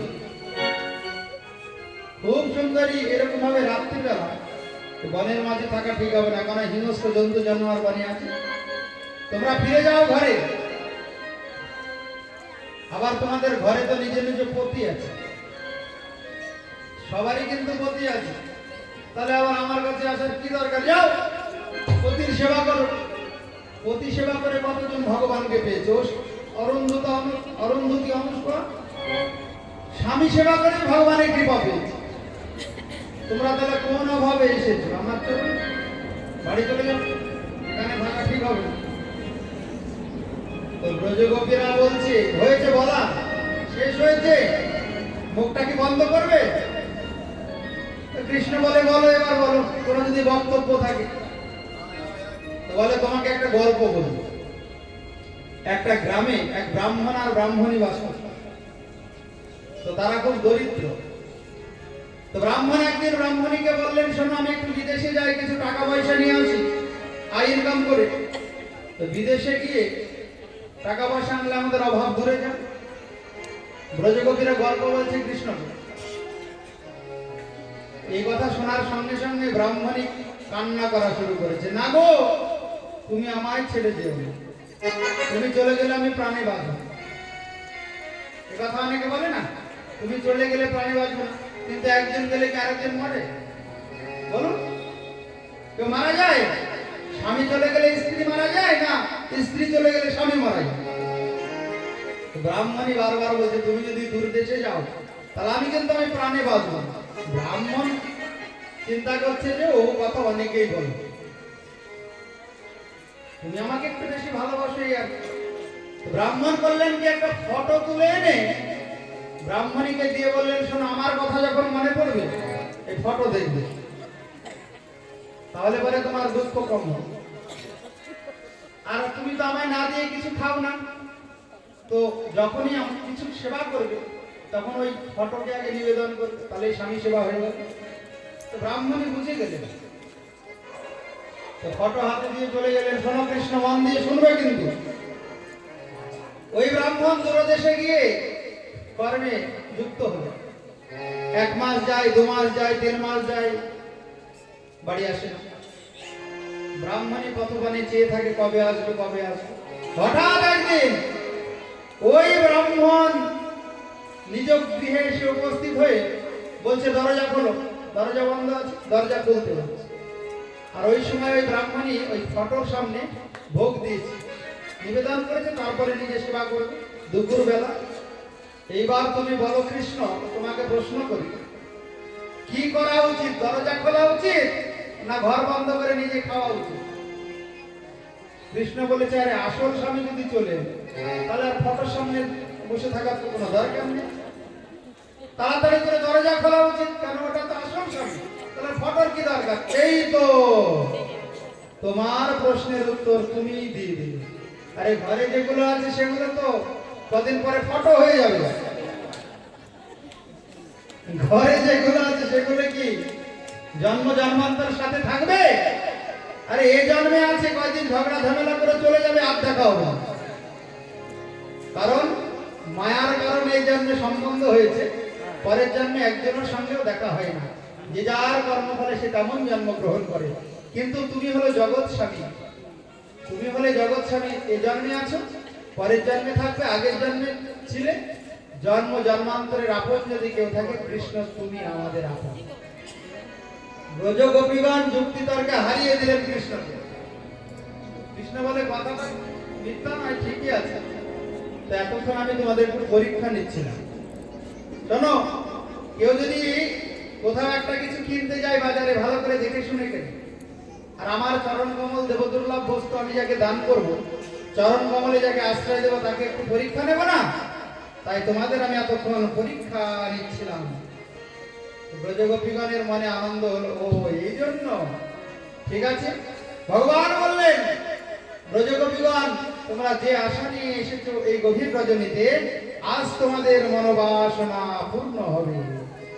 ভগবান শ্রীকৃষ্ণ সব ব্রজগোপীগণকে আজকে নিকটে নিয়ে মনোবাসনা পূর্ণ করছেন। সুখদেব গোস্বামী বললেন, দেখো তারা চেয়েছিল প্রতিরূপে, রস হচ্ছে পাঁচটা: শান্ত, দাস্য, সূক্ষ্ম, বাৎসল্য, মধুর। যারা মধুর রসের উপাসক, মধুর রসের ভক্ত, তারা ভগবানকে প্রতিরূপে লাভ করতে চায়, কিন্তু বদ্ধ জীবের অধিকার নেই ডাইরেক্ট ভগবান শ্রীকৃষ্ণকে প্রতিরূপে লাভ করা। ভগবানকে প্রতিরূপে লাভ করতে চাইলে গৌড়ীয় বৈষ্ণবগণ বা মহাপ্রভুর চরণাশ্রিতগণ আগে রাধারানীর চরণে শরণ নেয়, এছাড়া ডাইরেক্ট কৃষ্ণকে পাবে না। বোঝা গেল? রাধারানী যদি কৃপা করে দেন তাহলে পাবে। কৃষ্ণ একমাত্র রাধারানীর ধন। বলে রাধারানী কি? তাই নৃত্য শুরু করেছেন, রাসলীলা শুরু হয়েছে। ভগবান শ্রীকৃষ্ণ বারবার নৃত্য করছেন আর ওই রাধারানীর বদন পানে ফিরে চাইছেন। যুথে যুথে গোপী লইয়া যশোদানন্দ, যুগে যুগে গোপী লইয়া যশোদানন্দ, যুথে যুথে গোপী লইয়া যশোদানন্দ, যুগে যুগে গোপী লইয়া যশোদানন্দ, রাসলীলা বৃন্দাবনে কইলা আরম্ভ, হরে রাসলীলা বৃন্দাবনে কইলা আরম্ভ, হরে রাসলীলা বৃন্দাবনে কইলা আরম্ভ, হরে রাসলীলা বৃন্দাবনে কইলা আরম্ভ।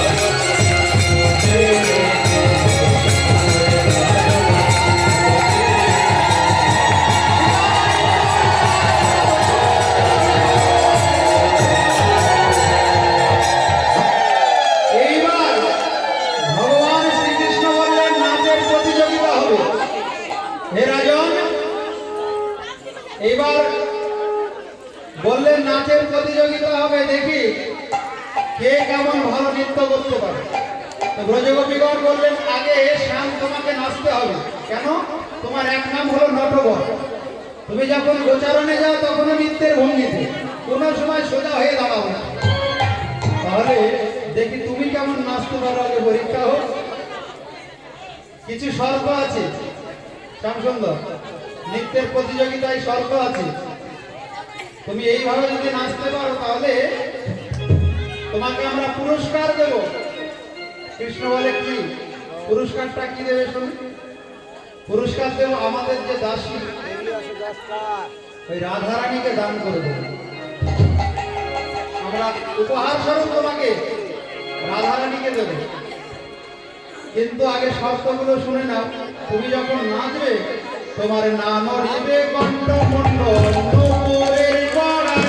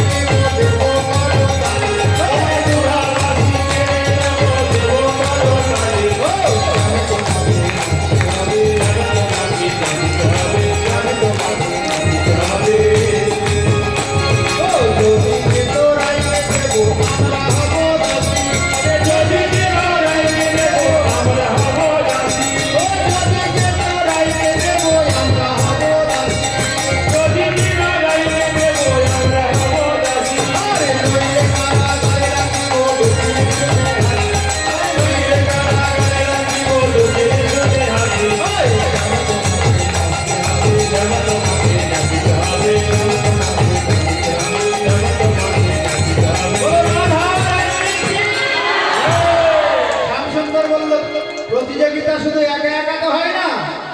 ঠিক আছে, তোমাদের রাধারানীকে এবার নাচতে হবে। এবার রাধারানী নাচবেন। রাধারানীকে শর্ত দিচ্ছেন শ্যামসুন্দর, শোনো, রাধারানী নাচবে কেমন ভাবে? তাহলে রাধারানীকেও আমি প্রাইজ দেবো। কি? রাধারানী যদি ঠিকঠাক নাচতে পারে তাহলে আমার যে বাঁশি আছে এই বাঁশিটাকে আমি দান করে দেবো রাধারানীর হাতে। রাধারানীর শর্ত দিচ্ছেন শ্যামসুন্দর, তুমি যখন নাচবে ভালো করে শোনো রাধারানী, তোমার না হবে ভূষণের ধ্বনি, না নড়িবে চিরে, না হবে ভূষণের ধ্বনি, না নড়িবে চিরে। ও না হবে ভূষণের ধ্বনি, না নড়িবে চিরে। না হবে ভূষণের ধ্বনি, না নড়িবে চিরে। আরে ধ্রুপদী করবি না বাজিবে মন্দির, ও গো ধ্রুপদী করবি না বাজিবে মন্দির। আরে ধ্রুপদী করবি না বাজিবে মন্দির। আরে ধ্রুপদী করবি না বাজিবে মন্দির।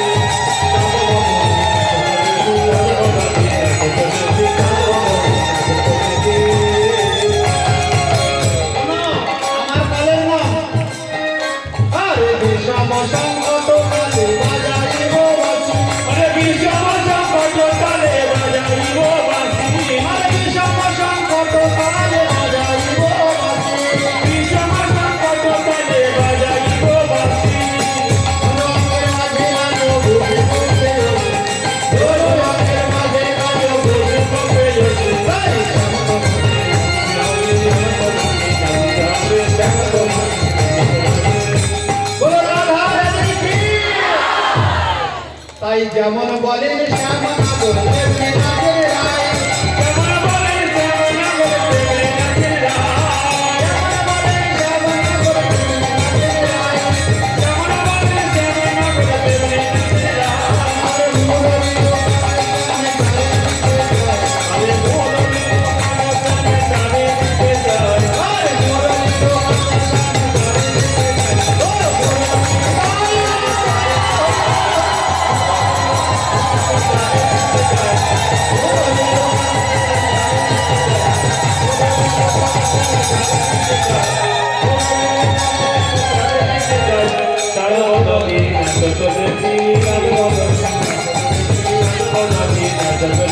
এই যে নৃত্য প্রতিযোগিতা হলো, এই নৃত্য প্রতিযোগিতায় জয়ী হলেন রাধা রানী।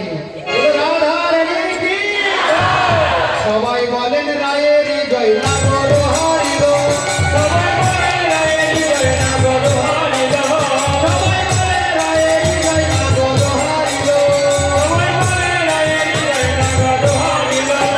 সবাই বলে রায়ের জয় নাগর হারিল। সবাই বলে রায়ের জয় নাগর হারিল। সবাই বলে রায়ের জয় নাগর হারিল। সবাই বলে রায়ের জয় নাগর হারিল। সবাই বলে রায়ের জয় নাগর হারিল। সবাই বলে রায়ের জয় নাগর হারিল। দুঃখে জীবনকে দুঃখে মানতে আসা। দুঃখে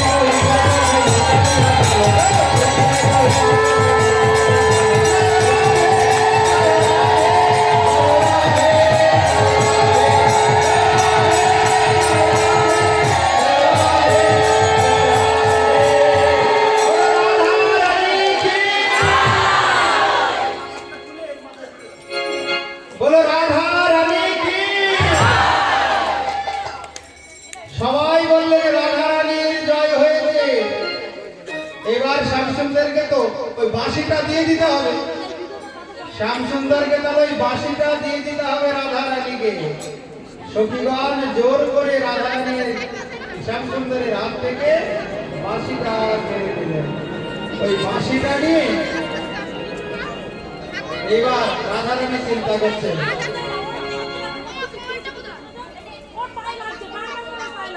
বলো রাধা রানী কি আমি করে দেব যমুনাই ভাসাইয়া। বলছে বাঁশি, কালারে বাঁশি রে আমি তোরে দেব যমুনাই ভাসাইয়া।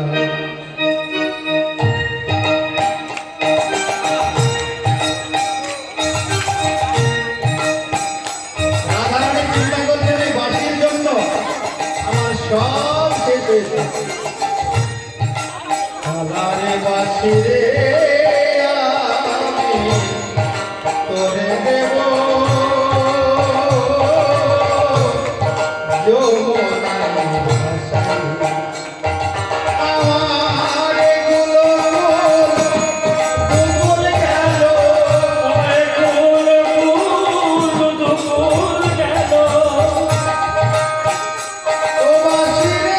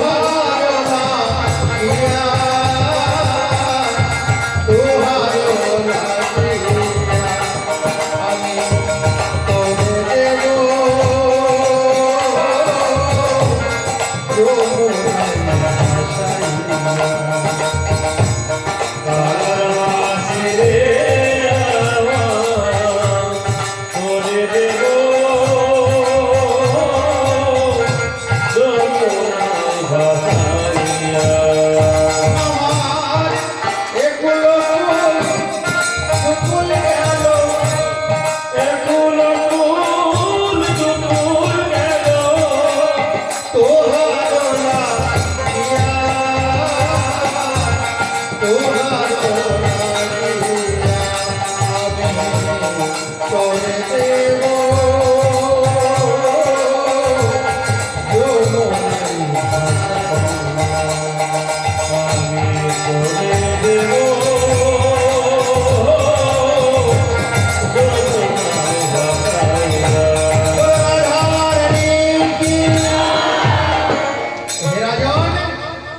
এই কথা শুনে শ্যামসুন্দর ছুটিয়ে গিয়ে বললেন, রাধে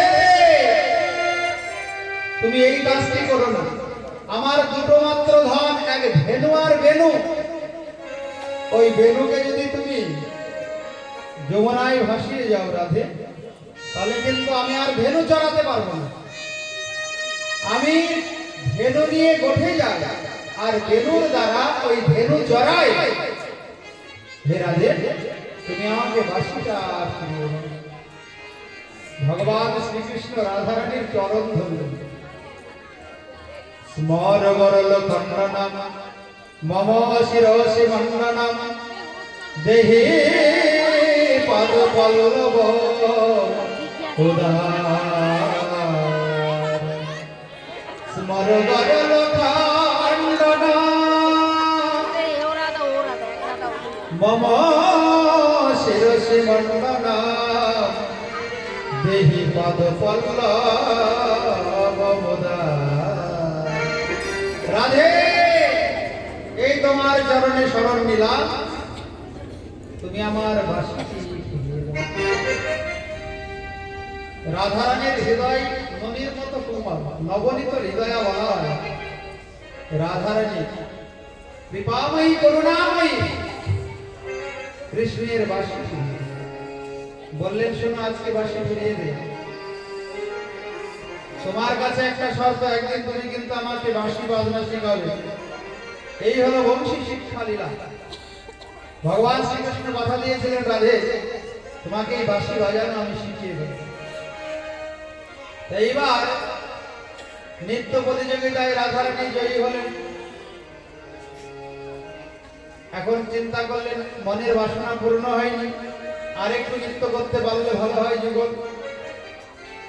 সমস্ত ব্রজবাসীগণ নৃত্য করছেন, ব্রজ গোপীগণকে নিয়ে নৃত্য করছেন ভগবান। রাধারানী চিন্তা করলেন, রাজন আমাকে যদি সবাইকে ত্যাগ করে একা নির্জনে নিয়ে যায়, তাহলে জানবো আমাকে সবার থেকে বেশি ভালোবাসে। সুখদেব গোস্বামী বললেন, রাজন এই মনের বাসনা লক্ষ্য করে ভগবান শ্রীকৃষ্ণ রাধারানীকে নিয়ে নির্জনে গেলেন। অনয়ারাধিত ননম ভগবান হরিশ্বর জান্না বিহায় গোবিন্দ।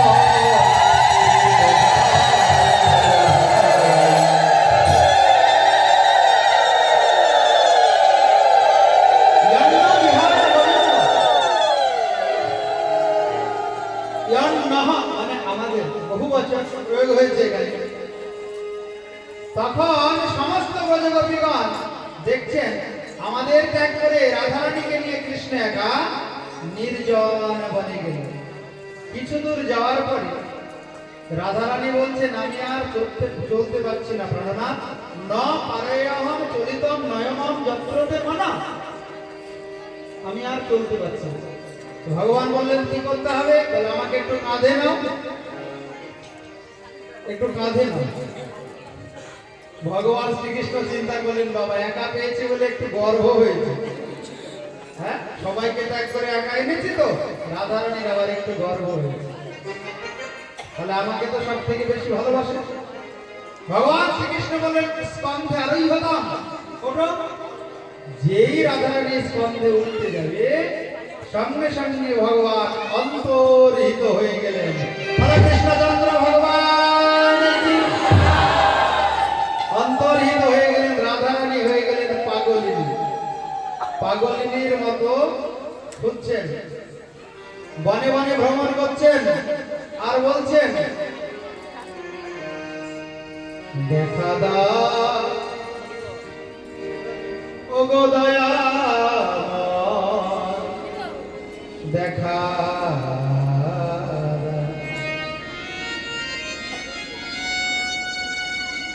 দেখা দাও ও গো দয়াময়,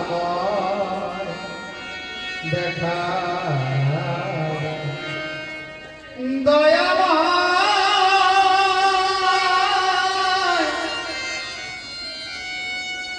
যোগো ও গো প্রেমময়, দেখা তোমার জন্য জন্য সর্বস্ব ত্যাগ করে এই বনে এসেছি। কেননা তুমি যদি ছেড়ে চলে যাও, কি নিয়ে বাঁচবো বলো? তুমি আমাদের প্রাণ সর্বস্ব ধন। দেখা দাও প্রাণ বল্লভ,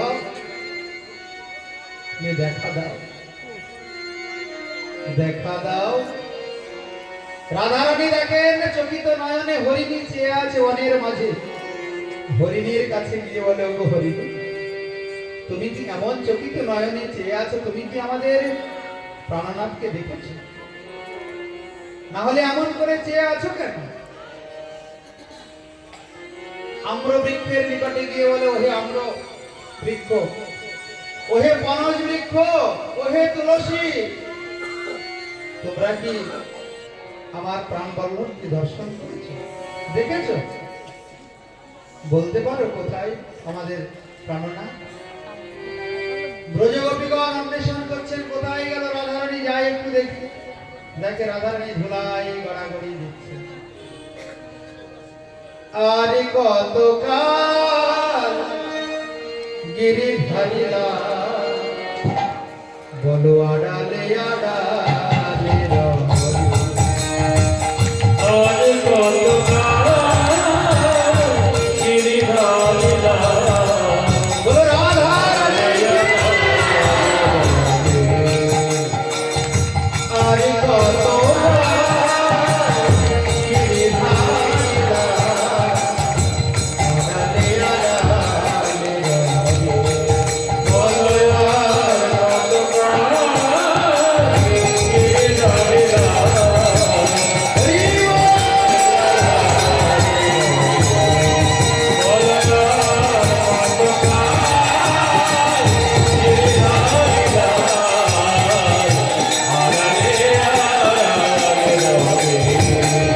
আমার নয়নের জল ভরে অবিরা দর্শন দিবে গোপালে।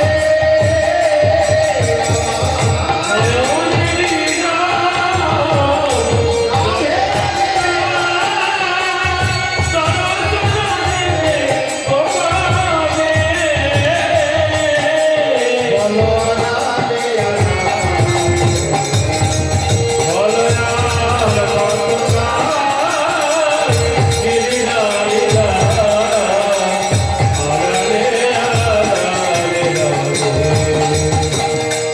দেখা যদি নাহিবে ও গণের হৃদয়। রাধারানী মনে মনে ভ্রমণ করছেন পাগলিনীর হয়ে, পাগলিনীর মতো ভ্রমণ করছে রাজন।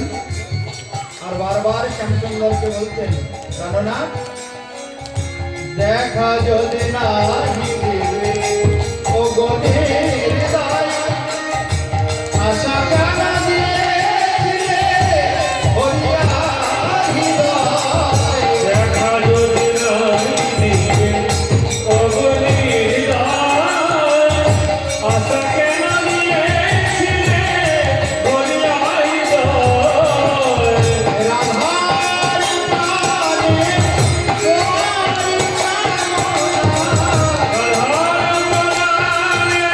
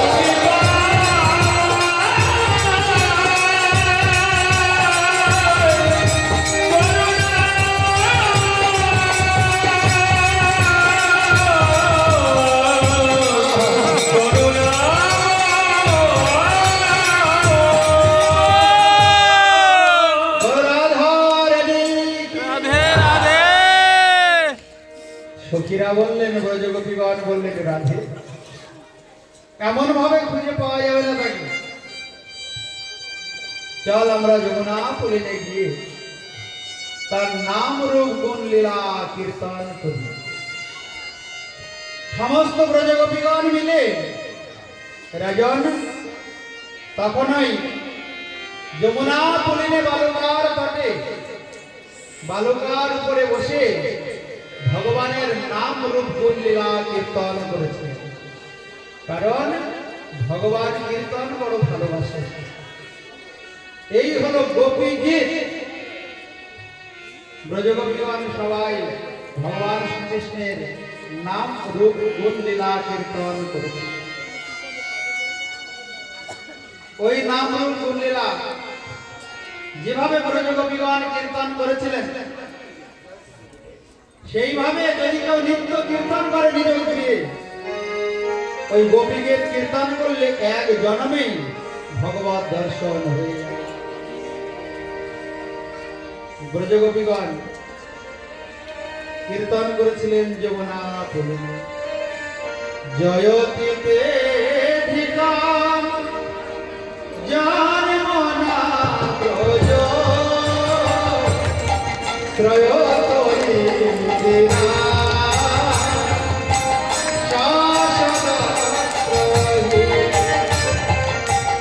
দৈত দীক্ষতা দীক্ষতা ভোগা দৈধিকা সব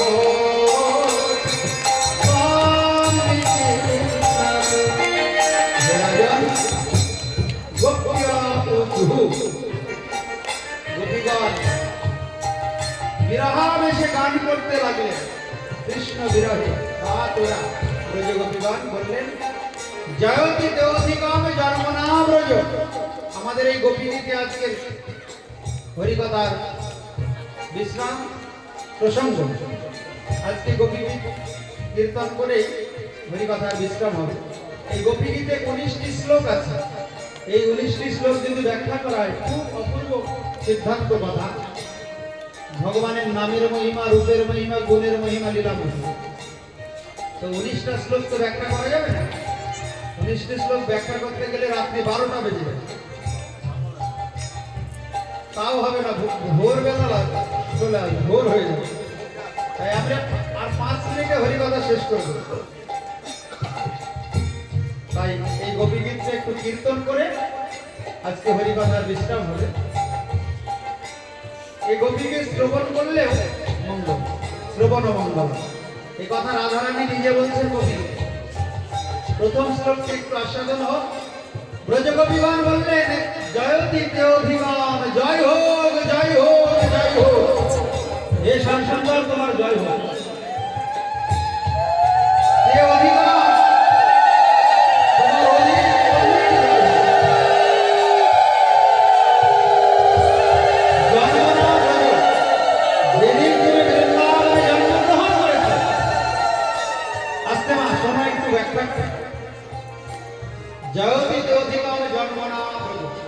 কি বলছেন ব্রজগোপীগণ?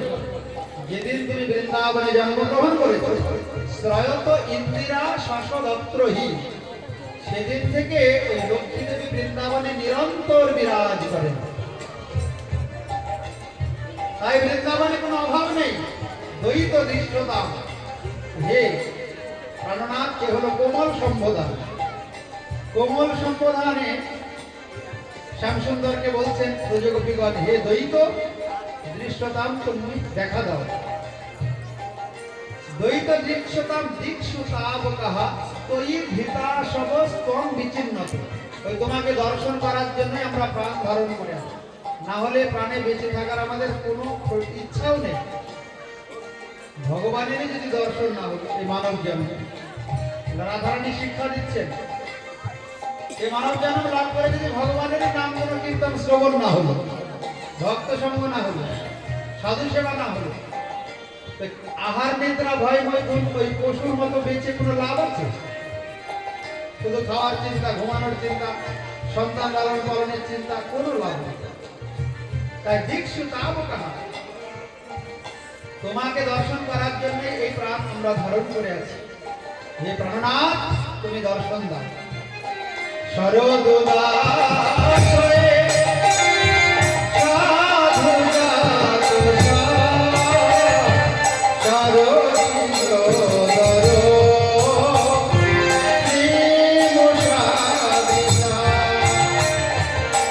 সুরধনাথে অসুরপরাস্তিকা বরধনে ঘেনত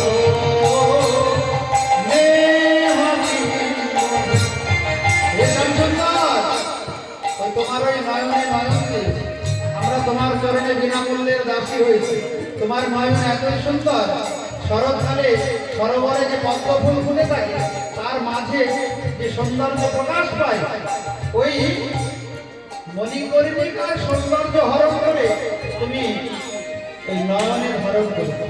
আর ওই নয়নে নয়ন দিয়ে আমরা বিনামূল্যের দাসী হয়েছি। বিষ জ্বালা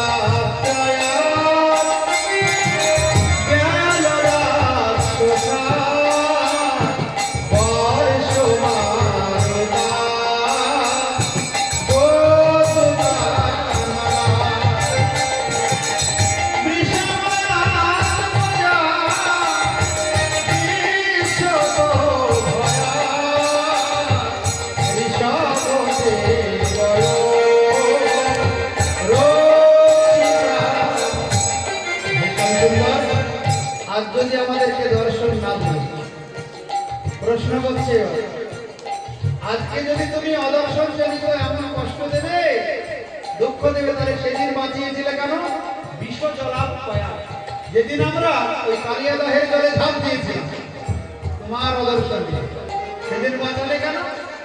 দেয়াল রাক্ষসা যেদিন অঘাসুর বৃন্দাবনে এসে ওই শাখাদেরকে গ্রাস করেছিল, ইন্দ্র যেদিন বর্ষা করেছিল, গিরি গোবর্ধন ধারণ করে তুমি কেন বাঁচিয়েছিলে? এভাবে কষ্ট দেওয়ার জন্য? দর্শন দাও না, তুমি আমাদের দর্শন দিয়ে প্রাণ রক্ষা করো।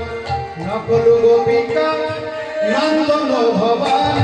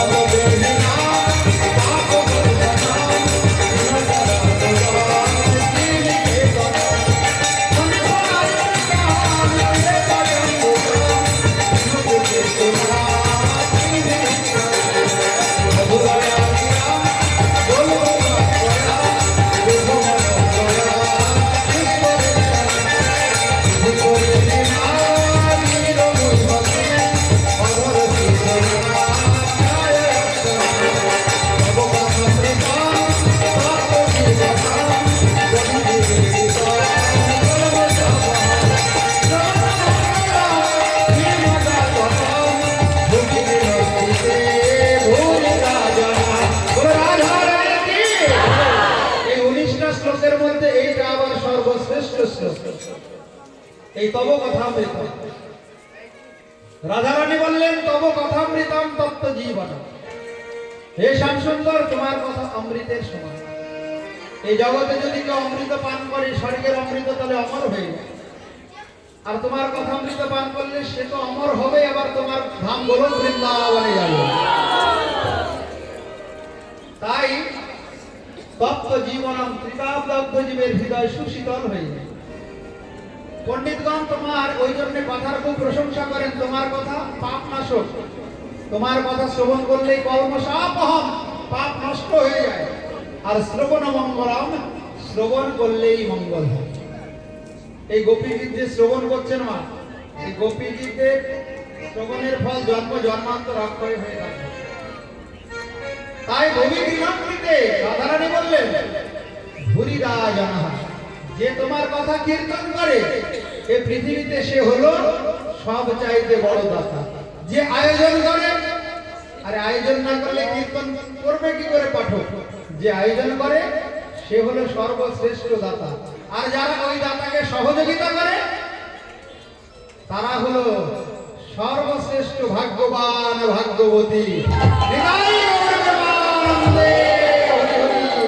ঘোষিতম প্রিয় প্রেম নিরঞ্জন, বিহর নামকে প্রেম মন্ডল। ঘোষিতম প্রিয় হরি কৃষ্ণ, বিহর গোপন গোবর্ধন। কলসি জগন্নাথ নারায়ণ কেশু, জমিন সুন্দর নাথ দেবতা। বিরতি রত্নাই শ্রী কৃষ্ণ, কলির প্রাণ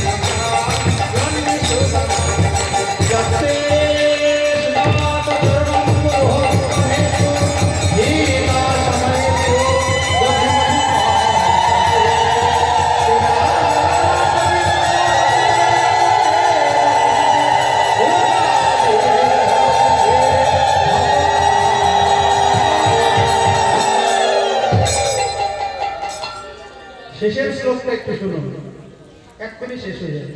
কি বললেন? ইয়ত্তে সুজাত চরণাম্বুরুহং স্তনেষু। তোমার চরণ কমল কেমন? আমাদের মনে এত দুঃখ কেন জানো শ্যামসুন্দর? তোমার চরণ কমল পদ্মের পাপড়ির মতো নরম।